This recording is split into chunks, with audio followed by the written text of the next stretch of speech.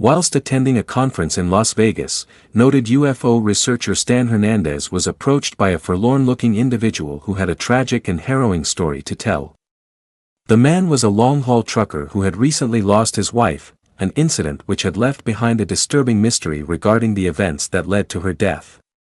Over the last half-century or so, and perhaps far longer, there has been an undercurrent eddying beneath the surface of our circumstance, one which has tried in earnest to rise and break free, but has always been suppressed by disinformation, quelled by disbelief, and neutered by ridicule, a worldwide phenomenon experienced by millions, yet given no credence by the mainstream.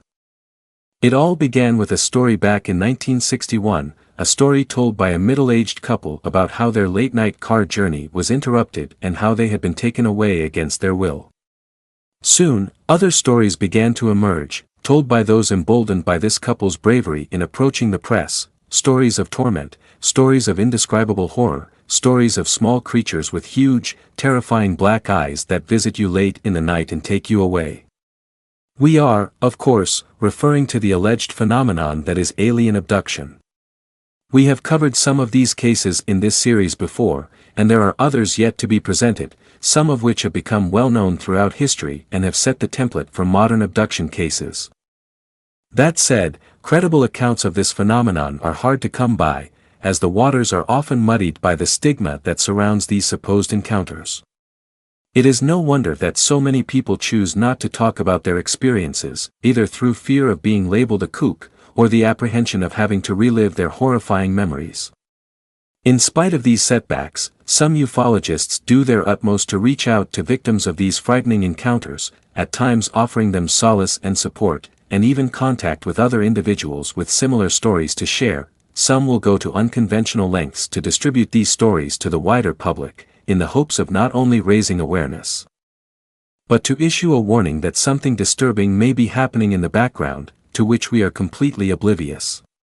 Stan Hernandez is one such ufologist, who makes his living by reaching out to victims of supposed alien abduction. Working as a reporter for an online group, Hernandez has stated that his sole objective is to prove the existence of aliens and UFOs, and even though he is pushing his mid-80s, he has proven to be both dogged and resilient in his determination. Hernandez made the bold claim that he was once a member of the U.S. Army personnel stationed at Roswell, New Mexico in 1947, at the time of the infamous UFO incident. He alleges that he was ordered never to talk about his time there, but ultimately broke his silence years later. As a dedicated researcher and victims advocate, Hernandez has been invited to speak at numerous events throughout the United States, and it was at one such event in Las Vegas that one of the most tragic cases in recent memory was brought to his attention. The date was the 15th of January, 2013, and Hernandez was one of many guest speakers invited to attend the weekend-long UFO convention. As he later recounted, he was conversing with fellow researcher Russell Tatro in the lobby of his hotel, when out of the corner of his eye, he noticed a middle-aged man standing nearby, watching him intently. This individual seemed reluctant to approach him, but appeared in need of assistance. As soon as Hernandez had finished his conversation with Tatro, this man cautiously made his way over, and after a few false starts, asked Hernandez if they could talk somewhere in private. He introduced himself as Scott Murray, and told the puzzled UFO researcher that he needed his help. Murray was 48 years old, and had worked most of his adult life as a long-haul trucker, traveling across the country. When he stated his reason for wanting to meet Hernandez, he tearfully began to relate the beginning of a long, heartbreaking story. According to Murray, he was on the road late one night in Michigan, when without warning, he received a phone call from his wife, Elizabeth, who was back at home. He was alarmed to hear a distressed tone in her voice. To his horror, Elizabeth claimed that she was out in their backyard, when she had suddenly blacked out, and upon waking several hours later, she believed she had been drugged and sexually assaulted. Needless to say, Murray frantically turned his truck around and headed home, telling her to call the police, which she could not do due to her panicked state. He arrived home a few hours later to find Elizabeth still in a state of shock and terrified beyond belief. After he had managed to calm her down, Murray was astonished when he heard his sobbing wife, who was normally a down-to-earth, rational individual, whisper in his ear, "I know this sounds crazy, but I think it was aliens. They took me, and they did horrible things to me. Shocking as this was, he initially dismissed it and put it down to her delirious state of mind. His assumptions were seemingly confirmed when he took her to the emergency room later that night, and the medical examiners informed him that they had found no signs of sexual assault on his wife. There had, in fact, been nothing out of the ordinary, apart from an odd burn on her right shoulder, which Murray did not feel too concerned about. Nevertheless, rather than going back to work, he decided to stay home with Elizabeth to help her recover from the events of the previous evening. Whatever those events had been, however, the following morning, he stepped out into his backyard to mow the lawn, and it was here that he found signs that perhaps not everything was as it seemed. Off in the corner, he found 4 large identical burn marks imprinted on the grass in a circular pattern, and a smaller burn on a fence board nearby. Murray was puzzled to say the least. He knelt down and picked up a few blades of the blackened grass, which was so brittle it disintegrated in his palm, and set about investigating the scene. Looking up, he discovered that several of the leaves on the trees were also burned black, but what alarmed him was that they hung almost 20 feet over his head. It was as though something hot had hovered above the trees and scorched the leaves and the earth below. Murray felt there was something odd about the whole scene, and suspected that there might be more to his wife's disturbing account than he had originally believed. Deciding that Elizabeth's recovery was more important at the time, Murray attempted to help her get through the trauma, but as time passed, she started to behave erratically, and he surmised that a part of her was attempting to relive the experience. This prompted him to seek the help of a hypnotist, who managed to get her to recall the events of that evening to alarming detail. She alleged that she had been out in the backyard when a large object had hovered above her, shrouding her in a bright light, in the exact same place the burn marks had appeared on the lawn. She was then taken aboard the object and presented before a group of strange entities, who proceeded to perform a number of intrusive acts upon her. Whatever was done to her was enough to leave her in a catatonic state in the days following the encounter, and this left Murray with a dilemma of what to do to protect her. His week away from work was coming to an end, and so he decided to provide her with a handgun for self-defense. This would result in the worst possible outcome. The next night, Murray returned home from work to find Elizabeth lying dead on the floor of their living room. With a single gunshot wound to the head, her experience had proved far too much for her mind to accept, and tragically, she had turned the gun on herself. Overcome by grief, Murray was almost inconsolable at first, but as time went on, he decided that he needed to hunt for answers.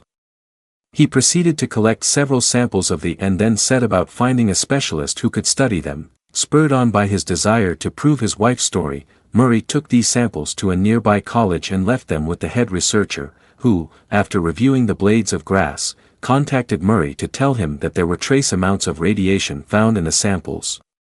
This buoyed Murray's hopes. But as the days went by, he heard nothing further. When he returned to the college to ask for more information, he was told something entirely different. The researchers at the science lab flatly told him that there were in fact no conclusive signs of radiation, and that they wanted nothing further to do with the samples. This alarmed Murray, and suggested to him that perhaps someone higher up had told them to refute the findings. His search for answers appeared to be over at that time. However, Murray then learned of Stan Hernandez, and made his way to Las Vegas, and delivered his story to him in the hopes of obtaining advice on how to proceed next. When Hernandez presented this story at the convention, it created a stir of interest amongst the community, but for many, it was just one more harrowing account of a bereaved victim falling into the depths of despair. Elizabeth Murray's untimely death seems to highlight the possibility that other victims of alien abduction might find themselves in similar situations, without ways of obtaining assistance or advice. Numerous details about her experience appear to be in line with other alleged encounters with extraterrestrial beings.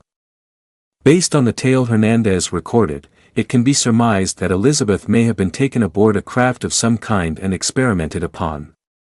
The fact that few, if any, signs of external wounds or injury appeared on her body could indicate that whoever these beings were, they utilized advanced surgical procedures modern science cannot identify. the presence of radiation burns on the grass also seemed reminiscent of a supposed radioactive residue often discovered at sites where UFOs allegedly appear. The burn on his wife's shoulder could also be construed as supporting evidence, as the craft had apparently appeared directly above her, and what else could have left such burn marks behind? When he first discovered them, Murray initially believed that a fireball of some kind had bounced around his yard. It was only later that he began to give credence to his wife's story. No one else reported seeing a light or lights in the sky on the night in question, but Murray was quick to point out that his home was more than 2 miles away from his closest neighbor. That said, we are inclined to ask if this story is in fact genuine. This is not to cast doubt on the bereaved Murray, nor to discredit his late wife's encounter as a hoax. His account is indeed vivid and detailed, but it has not progressed any further than Stan Hernandez. Hernandez is well respected amongst the UFO community, but there are numerous people who have reason to question his background and credentials. First of all, Hernandez states that he is a reporter for an online UFO research group, but said website is titled The Ringside Report, which is in fact a defunct online boxing publication. For whatever reason, he posts some of his victims' stories in the hopes of obtaining assistance for them, though rarely do they receive any. He even posted Murray's story on this website, but it has since been removed, even though numerous other sites have posted blogs about it, including this channel. Secondly, a number of researchers have pointed out that some of the photos of individuals who apparently contacted Hernandez regarding their experience are in fact those of known sex offenders, whenever he is asked to comment on these claims. He and his editors refuse to respond, and many of those accounts and images are quietly removed a few days later. It could be that Hernandez posts these accounts, and then assigns a random placeholder image from Google in order to protect identities, but even if that is the case, it seems a careless way to conduct business. Lastly, it seems that many of the stories he reports on tend to share similar details. Murray's is not the first account where someone has taken their own life in the aftermath of an experience. It seems almost coincidental that the Scott Murray tale came in the wake of another case involving one Buck Stabler, a man who in October 1988 was reportedly the victim of alien abduction.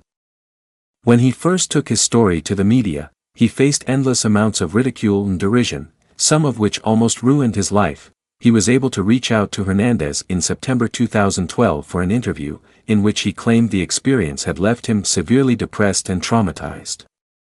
Unfortunately, Stabler committed suicide in December that year, a tragedy which was slandered further by naysayers that his story was a fraud.